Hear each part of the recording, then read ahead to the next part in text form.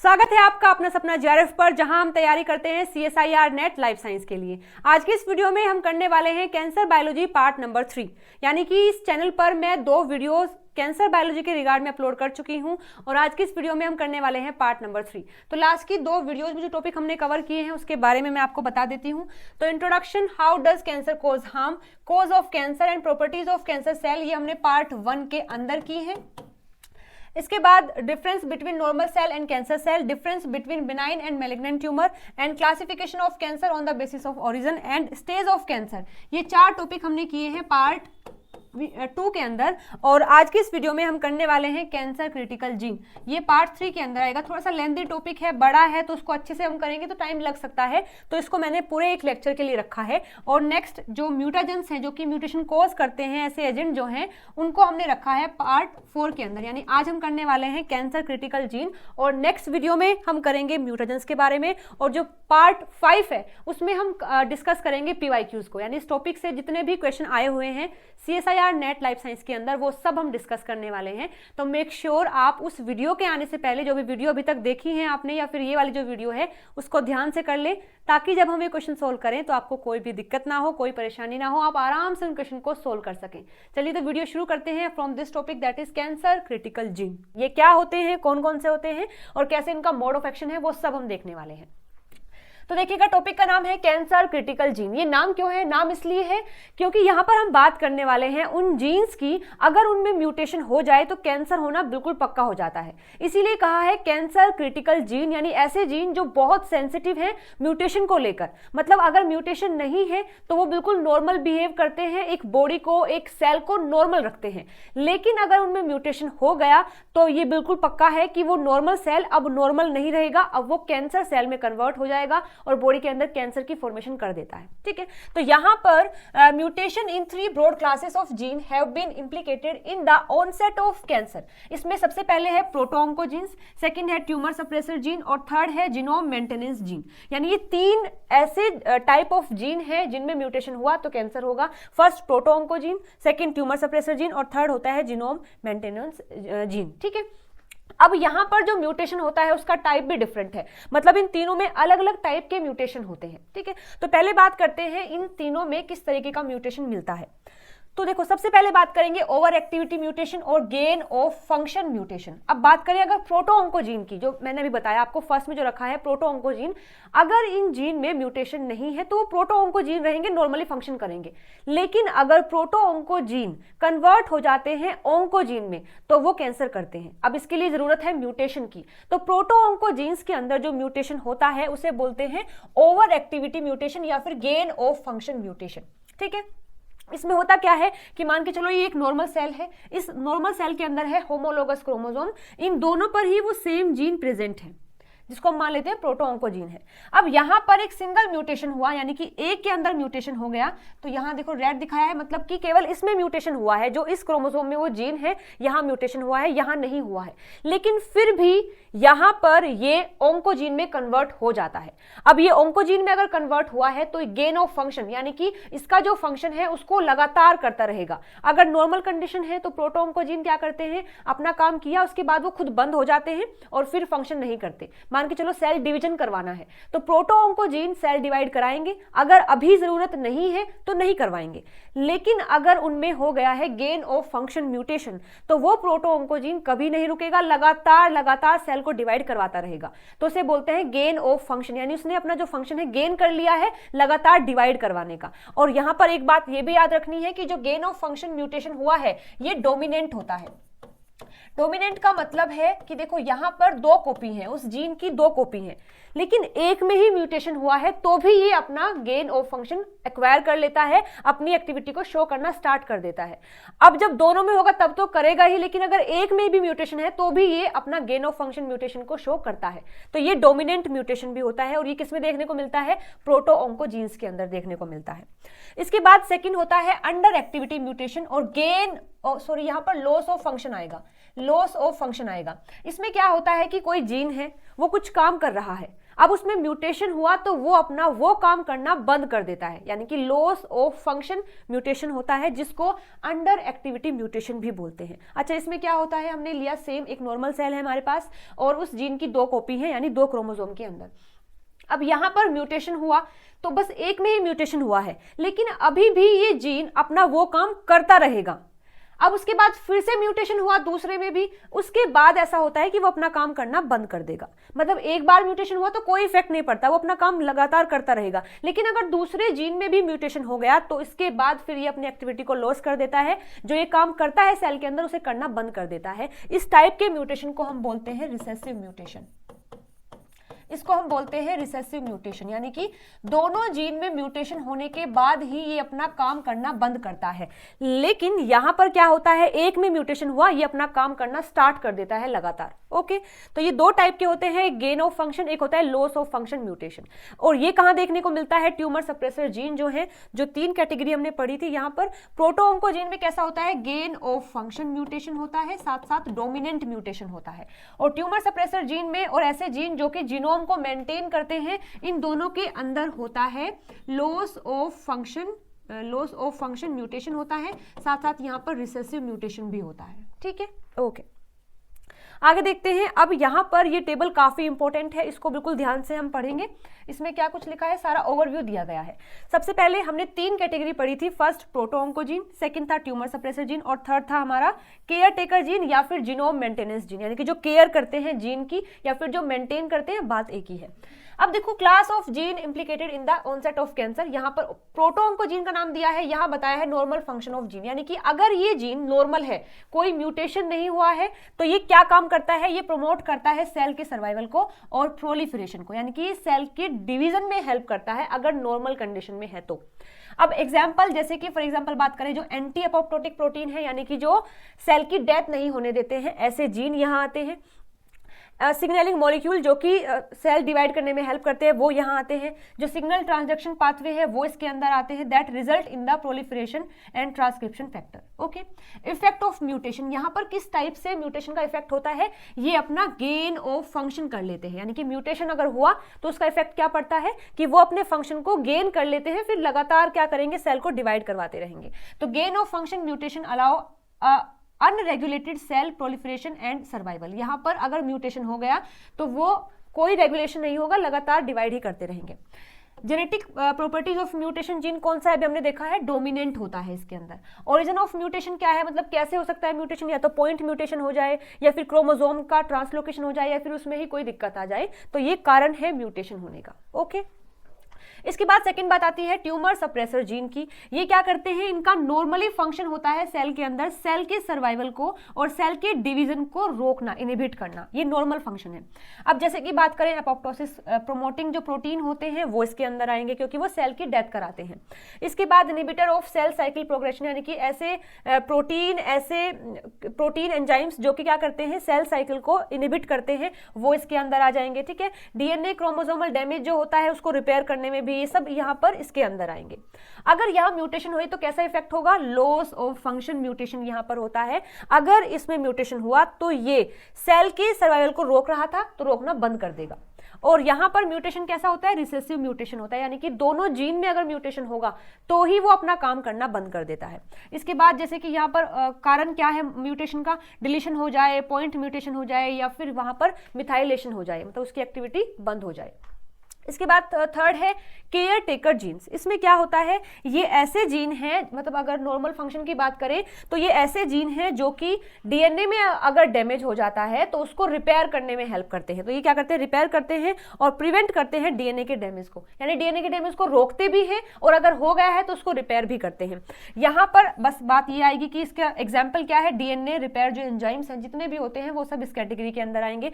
यहाँ पर भी म्यूटेशन का क्या इफेक्ट होता है, इसका लॉस ऑफ फंक्शन फंक्शन हो जाता है, यानी कि अगर वो कैंसर सेल में कन्वर्ट हुआ है तो यहां पर इन जीन का भी लॉस ऑफ फंक्शन हो जाता है, यानी कि रिपेयर करना ही बंद कर देते हैं। ठीक है, और क्या होता है, यहां पर भी रिसेसिव म्यूटेशन होता है, यानी दोनों जीन में म्यूटेशन होगा तब ही ये अपना फंक्शन करना बंद करते हैं। और क्या होगा, जैसे कि मतलब म्यूटेशन कैसे हो सकता है, सेम है, डिलीशन है, पॉइंट म्यूटेशन है और मिथाइलेशन है।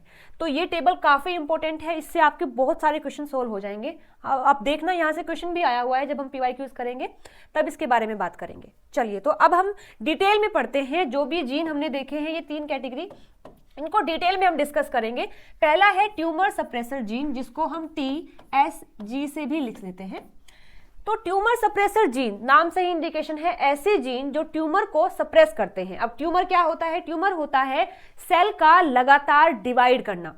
तो ट्यूमर सप्रेसर जीन क्या होंगे, सेल के लगातार डिवाइड करने को सप्रेस कर देते हैं, रोक देते हैं। तो ऐसे जीन को बोलते हैं ट्यूमर सप्रेसर जीन। इसमें कौन कौन से जीन आएंगे, these are the protective gene, they limit the cell growth, cell की ग्रोथ को डिवीजन को ये लिमिट करते हैं, रोक के रखते हैं। एग्जाम्पल की बात करें, देखो एक है BRCA1, BRCA2, ये क्या है, DNA double strand break repair है, यानी कि अगर DNA में डबल स्ट्रैंड, दोनों ही स्ट्रैंड में अगर कोई ब्रेक हो गया है तो उसको रिपेयर करने में हेल्प करते हैं। तो ये भी क्या है, ग्रोथ को लिमिट कर देते हैं, रोक के रखते हैं। इसके बाद P53 जीन है जो कि सेल साइकिल को अरेस्ट करता है, डीएनए को रिपेयर करता है। इसके बाद P10 है, ये भी क्या है, मॉड्यूलेशन ऑफ सेल प्रोलिफरेशन को मतलब मॉड्यूलेट करता है। PRB ये क्या करेगा, ट्रांसक्रिप्शनल को रिप्रेसर होता है। PARP DNA base excision repair के जो एंजाइम्स हैं उसमें आता है। CIP2A ये क्या करता है, inhibition of protein फोस्फेटेज 2A। RSK ये क्या है, काइनेज है। और TTK HMPS1 ये सेरीन थ्रेनिन काइनेज है, जो इन्वॉल्व होते हैं mitotic spindle assembly checkpoint के अंदर। और क्या आएगा, ट्यूमर सप्रेसर जीन में ऐसे जीन भी आते हैं जो कि एपोप्टोसिस करवाते हैं। तो एपोप्टोसिस रिलेटेड जो ट्यूमर सप्रेसर जीन है वो कैस्पेज है, बिड है, बैड है, नोक्सा है, प्यूमा है और BIM एक्सेट्रा। ये सब वो जीन है जो कि ट्यूमर सप्रेसर जीन के अंदर ही आते हैं लेकिन एपोप्टोसिस करवाते हैं। ठीक है, अब हम बात करेंगे डिटेल में कुछ ट्यूमर सप्रेसर जीन की, जैसे कि P53 है, जैसे कि रेटिनोब्लास्टोमा RB है। इसको हम डिटेल में इसलिए डिस्कस कर रहे हैं क्योंकि यहाँ से क्वेश्चन आए हुए हैं और आगे भी काफी चांस है कि यहाँ से क्वेश्चन आ सकता है। ठीक है, चलिए तो बात करते हैं सबसे पहले P53 की। अभी हम पढ़ के भी आए हैं, देखो P53 किसके अंडर आता है, ट्यूमर सप्रेसर जीन के अंडर आता है। ये बहुत इंपॉर्टेंट जीन है, इसको गार्जियन ऑफ जीनोम भी बोलते हैं क्योंकि ये ध्यान रखता है जीनोम का बिल्कुल अच्छे तरीके से, कोई डैमेज तो नहीं है, क्या रिपेयर करना है और किसका डेथ कराना है, किसकी सेल साइकिल रोकनी है, वो सब काम P53 के ऊपर आता है। अब ये जो P53 है एक जीन है, एक ऐसा जीन है जो एक प्रोटीन बनाता है। उस प्रोटीन को आप क्या कहेंगे, P53 प्रोटीन कहेंगे, उस जीन को आप P53 जीन कहेंगे। अब इसका मतलब क्या है, 53 मतलब ये इसका वेट होता है, 53 डाल्टन क्या है, इस प्रोटीन का वेट होता है, इसलिए इसको P53 बोला गया है। बस इसके नाम में तो ये लॉजिक है। A gene that makes a protein that is found inside the nucleus of the cell and play a key role in the controlling cell division and cell death. यानी कि ये एक ऐसा प्रोटीन है जो कि न्यूक्लियस के अंदर बनता है और सेल की ग्रोथ को, डिवीजन को रोकने में हेल्प करता है। अब इस P53 प्रोटीन के 3 फंक्शन मेन होते हैं। सबसे पहले ग्रोथ को अरेस्ट करना, उसके बाद फिर डीएनए को रिपेयर कराना, उसके बाद फिर एपोप्टोसिस कराना। मैकेनिज्म क्या है, मान के चलो किसी डीएनए में डैमेज हुआ है तो सबसे पहले P53 उस सेल को अरेस्ट कर देगा, उसकी ग्रोथ को, अगर वो डिवाइड कर रहा है तो उसको अरेस्ट कर देगा, रोक देगा। रोकने के बाद फिर वो उसको रिपेयर करता है। तो रिपेयर अगर वो हो जाता है फिर से सेल साइकिल को रिस्टार्ट कर देता है। लेकिन अगर वो रिपेयर नहीं होता, कुछ बहुत बड़ा डैमेज है जो ठीक ही नहीं हो रहा है, तो फिर वो सेल की डेथ करवा देता है। तो ये तीनों काम P53 के होते हैं, सेल साइकिल को, ग्रोथ को अरेस्ट करना, साथ साथ में रिपेयर कराना और फिर उस सेल की एपोप्टोसिस करवाना, यानी कि उसकी डेथ करवा लेना। ठीक है, अब देखो यहाँ 2 कंडीशन है। अगर कोई ऐसा सेल है जिसके अंदर डैमेज है, यानी कि उस सेल का जो जीनोम है, जो डीएनए है, उसमें कोई म्यूटेशन है, फिर कोई डैमेज है, तो वहां पर P53 का जो कंसंट्रेशन है वो हमेशा हाई रहेगा क्योंकि इसका काम है, अब उसका काम आ गया है, वो रिपेयर कराएगा या फिर अरेस्ट कराएगा या फिर एपोप्टोसिस कराएगा, वो सब काम होते हैं P53 के। तो अगर आपको 2 सेल दे दिए जाएं और कहा जाए कि कौन से सेल में डैमेज है, तो आप बता सकते हैं कि जिसके अंदर P53 का कंसंट्रेशन हाई है तो मतलब उस सेल के अंदर डैमेज हुआ है, और जिसके अंदर कम है उसका कंसंट्रेशन मतलब वो क्या है, एक नॉर्मल सेल है, उसमें कोई डैमेज नहीं हुआ है। तो जो नॉर्मल सेल होता है वहां पर भी P53 बनता रहता है, लेकिन वो सिंथेसाइज तो होता है बट डिग्रेड भी हो जाता है जल्दी जल्दी, तो वहां पर उसकी कंसंट्रेशन ओवरऑल डिक्रीज हो जाती है। ठीक है, ओके, अब हम बात करेंगे मोड ऑफ एक्शन की, यानी कि ये जो हमारा P53 है ये काम कैसे करता है, कैसे सेल साइकिल को अरेस्ट करता है, कैसे रिपेयर कराता है। तो देखो यहाँ एक MDM2 नाम का प्रोटीन है जिसका काम होता है, मतलब जो क्या है, एक E3 यूबिक्विटिन लाइगेज है, यानी कि ये एक ऐसा एंजाइम है, एक ऐसा प्रोटीन है जो किसी दूसरे प्रोटीन पर यूबिक्विटिन को ऐड कर देता है। अब जैसे देखो यहाँ पर एक ऐसी कंडीशन है, अनस्ट्रेस कंडीशन है, यानी कोई डैमेज नहीं हो रखा है, तो यहाँ पर ये जो MDM2 होता है ये P53 से बाइंड कर लेता है। अब जब ये P53 से बाइंड करता है तो P53 के ऊपर बहुत सारे यूबिक्विटिन लगा देता है, और हमारे सेल के अंदर एक मशीन होती है जिसको बोलते हैं 26 प्रोटेजोमल मशीन। इसका काम होता है ये देखना कि सेल में जिसके ऊपर भी बहुत सारे यूबिक्विटिन लगे हों उसको डिग्रेड कर देना। अब जो P53 ये बना तो है, लेकिन MDM2 ने क्या किया, इसके ऊपर ऐड कर दिया है यूबिक्विटिन, जिसकी वजह से इसका हो जाता है डिग्रेडेशन। होना भी जरूरी है क्योंकि ये एक ऐसा सेल है जिसमें P53 की रिक्वायरमेंट नहीं है, तो वहां पर इसकी इस तरीके से डेथ हो जाती है। अब अगर बात करें एक ऐसा सेल जो कि डैमेज है, जिसमें हमें P53 की रिक्वायरमेंट होती है, तो वहां पर हमें वो फिनोमिना रोकना पड़ेगा जिससे कि P53 का डिग्रेडेशन होता है, क्योंकि हमें उस सेल में अब क्या चाहिए, P53 की रिक्वायरमेंट हमें है। तो देखो यहां पर क्या है, P53 पर कुछ प्रोटीन काइनेज इसके ऊपर ऐड कर देते हैं फॉस्फेट को। अब P53 के पास केवल एक ही साइट है, या तो उस साइट पर फॉस्फेट को ऐड कर दो या फिर उस साइट पर MDM2 को ऐड कर दो। अब यहां पर हो चुका है एडिशन ऑफ फॉस्फेट, तो यहां MDM2 का एडिशन नहीं हो पाता है। तो अब जब यहां फॉस्फेट आ गया है तो नो बाइंडिंग ऑफ MDM2। अब अगर इसका बाइंडिंग नहीं हुआ है तो P53 का डिग्रेडेशन भी नहीं होगा। अब P53 हमारे सेल के अंदर बहुत सारा है, तो फिर ये क्या करता है, P21 को फॉर्म करता है, यानी कि ये एक्ट करता है as a transcription factor for the P21 protein. अब जब P21 बन जाता है तो ये रोक देता है CDK को। CDK ऐसे प्रोटीन है जो कि सेल साइकिल को चलाते हैं, रन करते हैं। अब जब ये इसको रोक देता है तो वहां पर जो सेल साइकिल है वो अरेस्ट हो जाती है, फिर DNA को रिपेयर किया जाता है। अगर रिपेयर नहीं हुआ है तो अपोप्टोसिस कराया जाता है। इस तरीके से P53 ये अपने काम करता है। आई होप आपको ये मैकेनिज्म समझ आया होगा। इसके बाद अब अगर बात करें कि ये तो देख लिया है हमने एक नॉर्मल कंडीशन में, एक सेल नॉर्मल है, एक डैमेज है। अब कैंसर सेल में क्या होता है, कैंसर सेल में इस P53 की जो एक्टिविटी है उसको ही रोक दिया जाता है। क्यों रोका जाता है, देखो इसके काम देखो क्या है। इसके काम सारे वो हैं जो कि कैंसर सेल नहीं चाहता कि उसके अंदर हो, है ना। कैंसर सेल क्या चाहता है कि उसकी सेल साइकिल कभी अरेस्ट ना हो, लेकिन ये तो करा देता है। और वो चाहता है कैंसर सेल की उसका DNA रिपेयर ना हो, वो लगातार डिवाइड करता रहे, लेकिन ये रिपेयर कराता है। और कैंसर सेल चाहता है कि उसकी डेथ ना हो कभी, लेकिन ये तो डेथ कराता है। इस वजह से जो कैंसर सेल है उसके अंदर सबसे पहले इसके फंक्शन को ही रोका जाता है, इसको ही म्यूटेट किया जाता है ताकि ये सारे काम ना कर सके वो और कैंसर हो सके।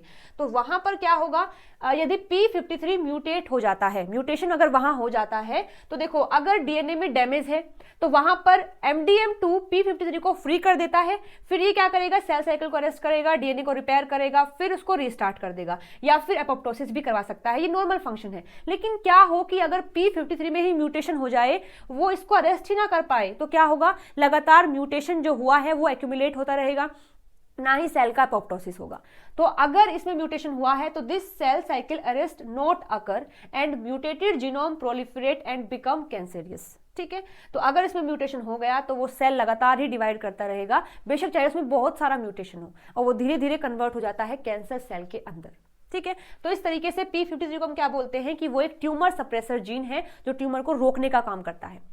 इसके बाद बात करते हैं रेटिनोब्लास्टोमा की, यानी RB प्रोटीन की। आई होप आपको P53 का फंक्शन समझ आया होगा। अब हम बात करेंगे रेटिनोब्लास्टोमा यानी RB प्रोटीन की। ये भी एक ट्यूमर सप्रेसर जीन है, यानी ये भी क्या करता है, सेल साइकिल को अरेस्ट करता है, रोकता है, एपोप्टोसिस वगैरह सब करवाता है। चलिए बात करते हैं। This gene encode a nuclear phosphoprotein, यानी ये जो जीन है, RB जो जीन है, ये भी एक ऐसे प्रोटीन को बनाता है जो कि न्यूक्लियस के अंदर मिलता है और उस पर फॉस्फेट एडिशन हो सकता है। RB do cell cycle regulation upon phosphorylation and dephosphorylation. अच्छा मुझे एक बात बताइए, जो P53 है, अगर हम उसके ऊपर ऐड कर देते हैं फॉस्फेट को, तो वो एक्टिव होगा या इनएक्टिव होगा? कमेंट करके मुझे बताना। अभी हमने पढ़ भी लिया है, लेकिन मैं देखना चाहती हूँ आपने कितने ध्यान से पढ़ा है। P53 के ऊपर अगर फॉस्फेट ऐड हुआ है यानी फॉस्फोराइलेशन हुआ है तो क्या वो एक्टिव होता है या इनएक्टिव होता है, ये आपको बताना है। यहाँ आरबी के बारे में क्या है वो मैं आपको बता देती हूँ। आरबी जीन ने क्या किया, आरबी प्रोटीन बनाया। अब आरबी प्रोटीन पर अगर फॉस्फेट को हम ऐड कर देते हैं, मानो ये आरबी प्रोटीन है और उस पर मैंने ऐड कर दिया है फॉस्फेट, तो ये हो जाता है इनएक्टिव। तो cell cycle progression through G1 phase, क्योंकि देखो आरबी का काम होता है सेल साइकिल को अरेस्ट करना। अब अगर वो खुद इनएक्टिव हो गया है तो वहां पर सेल साइकिल होती रहेगी, वो रुकेगी नहीं। दूसरी कंडीशन ये है कि अगर मैं आरबी से ये जो फॉस्फेट लगा है उसको हटा दूं, मतलब कि क्या कर दूं, फॉस्फेट को मैं वहां से हटा दूं, तो ये हो जाता है एक्टिव। तो जब इसके ऊपर फॉस्फेट नहीं होगा तो वो सेल साइकिल को अरेस्ट कर देगा, सेल साइकिल को नहीं होने देगा, सेल को डिवाइड नहीं करने देगा। ठीक है, तो फॉस्फेट अगर ऐड हुआ तो ये हो गया इनएक्टिव, अगर फॉस्फेट ऐड नहीं है तो ये हो जाता है एक्टिव। अब इसका मोड ऑफ एक्शन क्या है, ये कैसे काम करता है, तो इसका मोड ऑफ एक्शन ये है कि यहां पर एक फैक्टर होता है जिसको बोलते हैं E2F फैक्टर, जो कि एक ट्रांसक्रिप्शन फैक्टर है, यानी कि ये एक ऐसा फैक्टर है जो आगे जाकर प्रोटीन बनाता है, और वो प्रोटीन काम में लिए जाते हैं for the cell division, for the cell cycle. यानी हम ये भी बोल सकते हैं ये जो E2F है ये क्या करता है, सेल को डिवाइड करवाता है, सेल का ग्रोथ कराता है। Help in the formation of cyclin need for the G1S phase transition, यानी कि सेल साइकिल में जो G1 से S में जाया जाता है, इसको मूव किया जाता है, वहां के लिए जो प्रोटीन रिक्वायरमेंट है वो ये E2F बनाता है। ठीक है, अब एक ऐसी कंडीशन है जहां पर हमें ये ट्रांजिशन नहीं चाहिए, G1 से S में हमें सेल को नहीं पहुंचाना है, तो इसका मतलब क्या है, हमें E2F को रोकना पड़ेगा, क्योंकि E2F तो वो प्रोटीन बनाता है जो उसकी ट्रांजिशन करवाता है, लेकिन हमें वो नहीं करवानी है, तो सबसे पहले हमें रोकना पड़ेगा E2F को।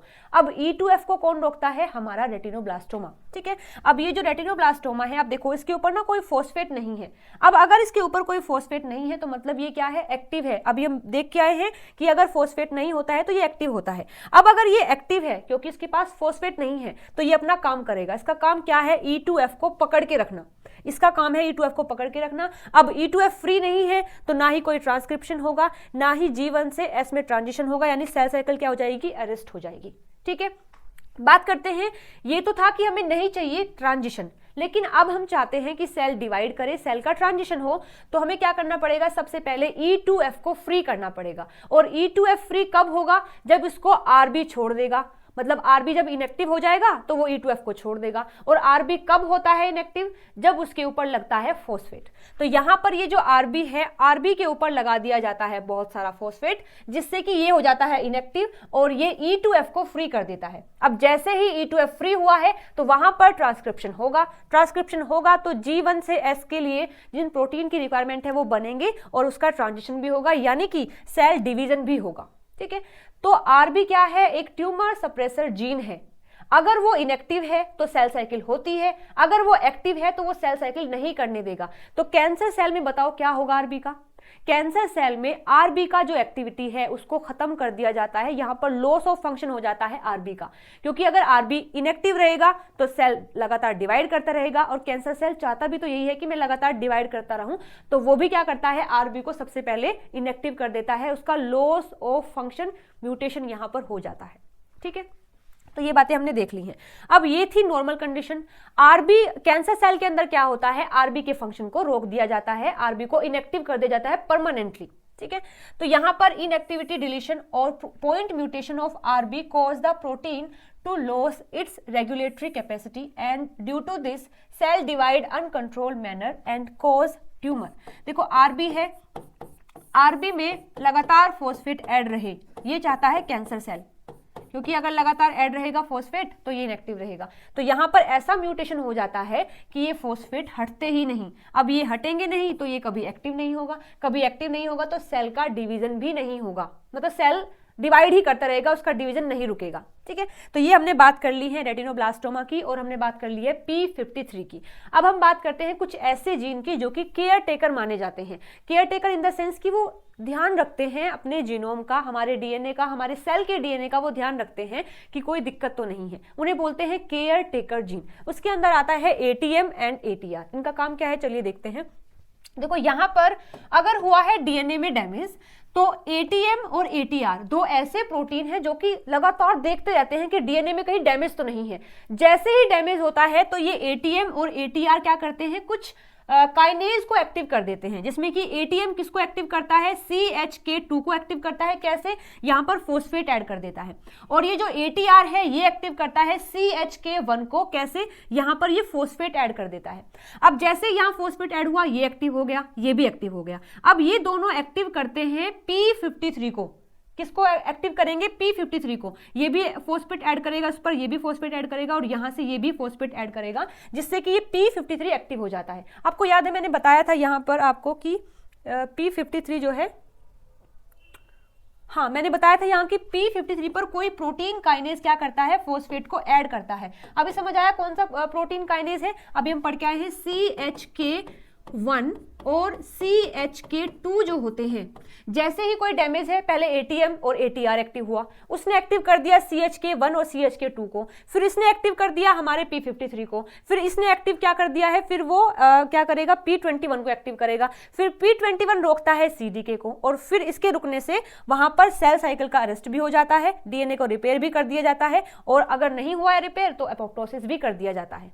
ठीक है, ओके। तो ये जो एटीएम है, एटीआर है, ये किसके अंदर आते हैं, ये केयर टेकर जीन के अंदर आते हैं। अब जैसे ही ये एक्टिव हुआ, एक्टिव होने के बाद ये सेल साइकिल को अरेस्ट कर देता है, डीएनए को रिपेयर करता है, और सेनेसेंस भी करा देता है, या फिर एपोप्टोसिस भी करवा देता है। ओके, चलिए, तो अभी हमने बात कर ली है अपने ट्यूमर सप्रेसर जीन की और केयर टेकर जीन की, यानी कि जो जीनोम के मेंटेनेंस जीन है। देखो अभी हमने जो 3 कैटेगरी पढ़ी थी, प्रोटोऑन्कोजीन, ट्यूमर सप्रेसर जीन और जीनोम मेंटेनेंस या फिर केयर टेकर जीन, तो लास्ट के 2 हमने डिस्कस कर लिए हैं। अब हम बात करने वाले हैं प्रोटोऑन्कोजीन की। ये थोड़े से भयानक जीन है। ऐसा क्यों, क्योंकि अगर ये नॉर्मल रहते हैं तो नॉर्मल काम करते रहेंगे, लेकिन अगर उसमें थोड़ा सा भी म्यूटेशन हो गया, और म्यूटेशन भी कौन सा होता है, डोमिनेंट होता है, यानी अगर एक में भी म्यूटेशन हो गया तो ये अपने फंक्शन को एक्स्ट्रा एक्वायर कर लेते हैं और सेल को लगातार डिवाइड करवाते रहते हैं, जिससे कि कैंसर हो जाता है।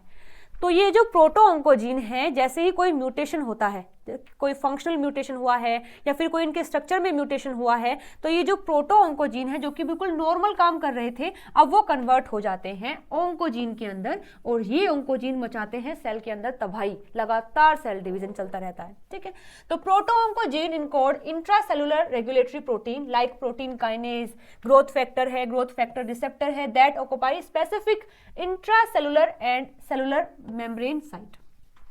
These are the group of normal gene in a cell। ये बिल्कुल नॉर्मल जीन होते हैं, ऐसा नहीं कि शुरू से ही कैंसर के लिए होते हैं। ये नॉर्मल जीन होते हैं जो नॉर्मल फंक्शन कराते हैं। ठीक है, they contain the necessary information for our body to make the protein for cell division, cell differentiation and preventing the cell death. लेकिन म्यूटेशन होने पर ही इनकी दिक्कत हो जाती है।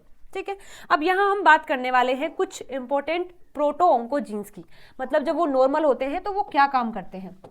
अब देखिए ये भी काफी इंपॉर्टेंट है, यहां से भी काफी क्वेश्चन आए हैं। तो ग्रोथ फैक्टर के अंदर आता है VEGF, जिसका फुल फॉर्म होता है वेस्कुलर एंडोथेलियल ग्रोथ फैक्टर। अगर ये नॉर्मल है तो ये नॉर्मली काम करेगा, लेकिन अगर इसमें म्यूटेशन हो जाता है तो ये कपोसी सार्कोमा कर देता है, यानी कि एक तरीके का कैंसर है ये, जो इसकी वजह से होता है। यानी कि अगर इसमें म्यूटेशन हुआ है तो ये लगातार ये काम करता रहेगा, जिससे हो जाता है कपोसी सार्कोमा। इसके बाद जो ग्रोथ फैक्टर रिसेप्टर है, जैसे कि HER2 है, जिसका फुल फॉर्म होता है ह्यूमन EGF रिसेप्टर 2। अगर इसमें अगर म्यूटेशन हुआ है तो ये ब्रेस्ट कैंसर कर देता है, लेकिन अगर नहीं हुआ है तो ये नॉर्मली फंक्शन करता रहेगा, जितनी रिक्वायरमेंट है उतना काम करेगा, उसके बाद फिर चुपचाप बैठ जाएगा। लेकिन अगर हुआ है इसके अंदर म्यूटेशन तो ये कर देता है ब्रेस्ट कैंसर।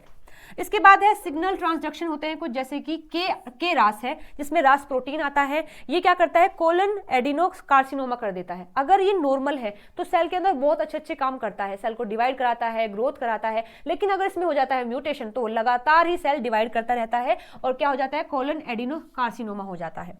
इसके बाद है ट्रांसक्रिप्शनल एक्टिवेटर, यानी ऐसे प्रोटीन जो कि ट्रांसक्रिप्शन को एक्टिव करते हैं, फिर जिससे ट्रांसलेशन होता है, जिससे प्रोटीन बनता है। तो इसमें आ जाता है मिक जीन MYC, जो ये C-MYC ट्रांसक्रिप्शन फैक्टर होता है। ये क्या करेगा, स्मॉल सेल लंग कैंसर कर देता है या फिर B सेल लिम्फोमास कर देता है। अगर नॉर्मल है तो नॉर्मल फंक्शन करेगा, लेकिन अगर म्यूटेशन हो गया तो ये वाला कैंसर कोज कर देता है। इसके बाद फिफ्थ में आता है regulator of cell cycle checkpoint G1S phase transition, जिसमें कि CDK4 आता है और साइक्लिन आते हैं। ये ऐसे प्रोटीन हैं जो कि इस ट्रांजिशन को करवाते हैं और सेल को डिवाइड करने में हेल्प करते हैं। तो अगर ये नॉर्मली फंक्शन करेंगे तो काम ठीक है, लेकिन अगर हुआ इसमें म्यूटेशन तो ये क्या कर देते हैं, मेलानोमा कर देते हैं, ग्लियोब्लास्टोमा कर देते हैं, और मेंटल सेल जो बी सेल होते हैं उनका लिम्फोमास करा देते हैं, ब्रेस्ट कार्सिनोमा भी करा देते हैं अगर इनमें कैंसर होता है तो ये सब क्या है, प्रोटो ऑन्कोजीन है। नॉर्मल है तो भाई नॉर्मल है, अगर म्यूटेशन हुआ तो सेल डिवाइड ही करता रहेगा, इसलिए इनमें गेन ऑफ फंक्शन म्यूटेशन होता है। इसके बाद बात करते हैं, ये भी काफी इंपॉर्टेंट है इसमें, जैसे कि हम बात करें तो जो सिस है ये एक मतलब ऑन्कोजीन है, प्रोटो ऑन्कोजीन है सिस। नॉर्मली क्या करता है, सिंथेसाइज करता है प्लेटलेट डिराइव्ड ग्रोथ फैक्टर की। ERB जो है सिंथेसाइज करता है एपिडर्मल ग्रोथ फैक्टर की, एपिडर्मल ग्रोथ फैक्टर रिसेप्टर की। इसके बाद जो ERBA है ये थायराइड हार्मोन का जो रिसेप्टर है उसको सिंथेसाइज करता है। अगर नॉर्मल है तो काम होता रहेगा नॉर्मल, लेकिन अगर हुआ यहाँ म्यूटेशन तो लगातार सेल डिवाइड करता रहेगा और कैंसर हो जाएगा। SRC ये क्या है, सिंथेसाइज करता है टायरोसिन काइनेज को। जो ABL है ये सिंथेसाइज करता है टायरोसिन काइनेज को, ये भी इसको काम करता है। KRAS क्या है, सिंथेसाइज करता है ऑफ GTPase। जो जून है ये क्या करता है, सिंथेसाइज ऑफ ट्रांसक्रिप्शन फैक्टर। इसके बाद जो फोर्स है ये भी क्या करता है, ट्रांसक्रिप्शन फैक्टर को ही सिंथेसाइज करता है। इसके बाद जो मिक है ये भी क्या करता है, ट्रांसक्रिप्शन फैक्टर को ही सिंथेसाइज करता है। इन सब के ऊपर भी क्वेश्चन आया हुआ है, इसको भी हम सोल्व करेंगे बाद में, ये आपको अभी फिलहाल याद करने हैं। इसके बाद हम बात करेंगे कि ये जो प्रोटो ऑन्कोजीन है इनमें कैसे, मतलब ये कैसे कन्वर्ट हो जाते हैं ऑन्कोजीन के अंदर। तो अगर ये प्रोटो ऑन्कोजीन नॉर्मल फॉर्म में है तो क्या करते हैं, ग्रोथ करवाते हैं, मतलब ग्रोथ फैक्टर बनाते हैं, ग्रोथ फैक्टर रिसेप्टर बनाते हैं, ट्रांसक्रिप्शन फैक्टर बनाते हैं। लेकिन अगर इनमें म्यूटेशन हो जाता है तो ये कन्वर्ट हो जाते हैं कैंसर सेल के अंदर। हमने पहले भी पढ़ा था फर्स्ट लेक्चर के अंदर कि कैंसर सेल को हम ट्रांसफॉर्म सेल भी बोलते हैं। तो वो कैसे होता है, कुछ वायरस भी हैं जो कि अपने जीनोम को हमारे अंदर इनकॉर्पोरेट कर देते हैं, जिससे हमारे जीन के अंदर म्यूटेशन हो जाता है और वो ऑन्कोजीन में कन्वर्ट हो जाते हैं। तो उसे बोलते हैं वायरल ऑन्कोजीन, अगर वायरस के कारण ऑन्कोजीन बना है तो। लेकिन कुछ अगर हमारे सेल में खुद से ही कोई म्यूटेशन हुआ है, कोई डिफेक्शन हुआ है, तो उसको बोलते हैं सेलुलर ऑन्कोजीन। इन दोनों में क्या होता है, या तो उनकी जो क्वालिटी है उसमें डिफेक्ट हो जाता है या फिर उनकी क्वांटिटी में डिफेक्ट हो जाता है, तब वो बन जाते हैं कैंसर सेल। ठीक है, तो ये फिनोमिना है प्रोटो ऑन्कोजीन के लिए। अब जो रास प्रोटो ऑन्कोजीन है अभी हम पढ़ के आए हैं, रास एक काफी इंपॉर्टेंट नॉर्मल सेल के लिए काफी इंपॉर्टेंट है, लेकिन अगर उसमें म्यूटेशन हो जाता है तो वो लगातार सेल डिवाइड करवाता रहेगा। अब काम कैसे होता है, देखो ये जो रास होता है, अगर रास एक्टिव, मतलब रास अगर बाइंड है जीडीपी से अगर वो बाइंड है तो इनएक्टिव है, लेकिन जब वो जीटीपी से बाइंड कर लेता है तो वो एक्टिव हो जाता है। तो अगर इनएक्टिव है, एक्टिव हुआ है तो वो क्या कराएगा, कंट्रोल्ड ग्रोथ कराएगा, यानी कि एक कंट्रोल मैनर में ग्रोथ होगी वहां पर और सेल डिवाइड करेगा और माइग्रेशन होगा, ये नॉर्मल कंडीशन है। लेकिन अगर रास जीडीपी इनएक्टिव फॉर्म है, वो कन्वर्ट हो गया रास जीटीपी में, और जब वो एक्टिव हो गया उस टाइम पर म्यूटेशन हो गया, यानी कि वो यहां से यहां तो इनएक्टिव से एक्टिव तो हो गया, लेकिन अब काम होने के बाद वो फिर से इनएक्टिव नहीं हो रहा है, यानी कि वो लगातार एक्टिव है। तो अगर वो लगातार एक्टिव है तो वहां पर अनकंट्रोल्ड ग्रोथ होगी, अनकंट्रोल्ड सेल डिवीजन होगा और एपोप्टोसिस भी नहीं होगा, जिस वजह से हो जाता है कैंसर। तो रास ने क्या कर लिया है, रास ने अपना गेन ऑफ फंक्शन म्यूटेशन कर लिया है, यानी उसके अंदर गेन ऑफ फंक्शन म्यूटेशन हो गया है, जिस वजह से वो अपना फंक्शन किए ही जा रहा है, जिससे कि सेल लगातार डिवाइड ही हो रहा है। तो ये भी क्या है, एक प्रोटो ऑन्कोजीन है रास। अब आगे बात करते हैं सी-मिक जो प्रोटो ऑन्कोजीन है। सी-मिक प्रोटो ऑन्कोजीन में क्या होता है, देखिए ये भी क्या है, the myc gene encode for the myc protein which is a transcription factor. ये जो मिक है ये क्या है, एक ट्रांसक्रिप्शन फैक्टर है, यानी कि ट्रांसक्रिप्शन करवाता है। अब देखो अगर इसमें म्यूटेशन हो गया तो ये लगातार क्या करेगा, ट्रांसक्रिप्शन। लगातार अगर ट्रांसक्रिप्शन होगा तो लगातार ट्रांसलेशन होगा, प्रोटीन बनेंगे और ऐसे प्रोटीन बनेंगे जो कि सेल को डिवाइड करवाते हैं। तो यहां पर भी देखिए transcription factor leads to up regulation of several gene which are involve in the cell cycle progression and apoptosis. तो यहां पर अगर म्यूटेशन हो जाता है in the coding region of c myc are frequently found in human lymphoma. जो human के अंदर ट्यूमर होता है, कैंसर होता है, उसमें ये देखा गया है कि वहां पर ये जो सी-मिक जीन है, ये सी-मिक प्रोटीन जो है काफी अमाउंट में बन रहा है। तो होता क्या है, अगर सी-मिक जीन का कंसंट्रेशन हाई हुआ है, मतलब उसमें म्यूटेशन है, वो लगातार अपना फंक्शन किए जा रहा है, यानी कि उसका कंसंट्रेशन क्या है, हाई है, तो वो एक्टिवेट कर देता है नंबर ऑफ डाउनस्ट्रीम जीन, यानी कि इसके आगे जो जीन आते हैं उनको भी एक्टिव करता रहेगा। फिर वहां पर सेल साइकिल और डीएनए का जो सिंथेसिस है वो लगातार इंक्रीज होता रहेगा, जिससे कि जो क्रोमोसोमल मतलब कि क्रोमोसोम में कोई डिफेक्ट अगर हो जाता है तो ये लगातार जब ग्रोथ ही किए जा रहा है, डिवाइड कर रहा है, तो इस चीज पर ध्यान ही नहीं देता कि मेरे अंदर म्यूटेशन भी है, और धीरे धीरे जब ये डिवाइड ही करता रहेगा तो जो म्यूटेशन है वो एक्यूमुलेट हो जाता है, और जिससे वहां पर कैंसर की संभावना पूरी रहती है। तो ये क्या है, c-MYC भी एक प्रोटो-ऑन्कोजीन ही है जो कि म्यूटेशन होने पर अपना गेन ऑफ फंक्शन कर लेता है, अपने फंक्शन को लगातार करता ही रहता है। ठीक है, तो ये प्रोटो-ऑन्कोजीन के अंदर आते हैं। जैसे आप यहाँ पर देख सकते हैं, इसको बोलते हैं 814 ट्रांसलोकेशन। देखो इसमें क्या हुआ है, ये है हमारा 8 नंबर का क्रोमोसोम और ये है 14 नंबर का क्रोमोसोम। अब ये जो 8 नंबर का क्रोमोसोम है इसके पास होता है ये c-MYC जीन, और 14 के पास होता है एंटीबॉडी H चेन होती है। अब यहाँ पर कुछ ऐसा डिफेक्ट हुआ कि ये जो पोर्शन था इतना, ये यहाँ से डिलीट हो गया, और इसका ये वाला पोर्शन डिलीट हो गया, और दोनों डिलीट होकर एक दूसरे के ऊपर ऐसे चले गए। अब यहाँ पर ये c-MYC वाला हट गया और ये जो नीचे वाला पार्ट था वो आ गया, और ये जो क्रोमोसोम था इस पर ये तो पहले से था ही, साथ साथ ये जो MYC जीन है ये भी यहाँ आ गया है, जिस वजह से ये जो क्रोमोसोम है अब लगातार जो c-MYC है उसको कोई इनहिबिट करने वाला नहीं है, ये लगातार अपना फंक्शन करता रहता है। तो इसको 814 ट्रांसलोकेशन भी बोलते हैं। ठीक है, इसके बाद नेक्स्ट आता है क्रोनिक माइलोजेनस ल्यूकीमिया, जिसको CML भी बोलते हैं। अब ये भी क्या है, एक प्रोटो-ऑन्कोजीन के बारे में ही बताया है कि जो CML है वो कोज होता है बाय जेनेटिक चेंज, यानी म्यूटेशन अगर हो जाता है स्टेम सेल के अंदर, जो बोन मैरो में प्रेजेंट होते हैं स्टेम सेल, अगर उनमें म्यूटेशन हो जाता है तब जाकर ये ल्यूकीमिया होता है। The mutation cause the stem cell to produce too many underdeveloped white blood cell, यानी कि इस तरीके का जो कैंसर होता है उसमें जो WBC होते हैं उनको लगातार उनकी ग्रोथ होती रहती है, मतलब कि वो अंडर डेवलप्ड है, यानी कि वो कंप्लीट से अपनी ग्रोथ भी नहीं करते हैं, उससे पहले ही डिवाइड कर देते हैं। अब ऐसा क्यों हुआ है, क्योंकि बोन मैरो के अंदर जो व्हाइट ब्लड सेल को बनाता है स्टेम सेल जो होते हैं उनमें म्यूटेशन हो गया है, वो भी कैसा, गेन ऑफ फंक्शन म्यूटेशन हो गया है, यानी वो लगातार डिवाइड ही कर रहे हैं। Also lead to the reduction in the number of other blood cell, जैसे कि रेड ब्लड सेल, यानी कि अगर WBC ही बनते रहेंगे तो जो RBC है या फिर जो अदर सेल होते हैं ब्लड के अंदर उनकी फॉर्मेशन भी नहीं हो पाती, और इस वजह से वहां पर हो जाता है CML, यानी कि bone marrow cell that contain the Philadelphia chromosome, जिसकी वजह से ये यहां होता है। अब ये क्या है, देखो यहाँ पर हमारे पास 2 क्रोमोसोम होते हैं, क्रोमोसोम नंबर 9 और क्रोमोसोम नंबर 22। अब अगर ये नॉर्मल है तो अपना फंक्शन कर रहे हैं, इसके पास ABL जीन है, इसके पास BCR जीन है।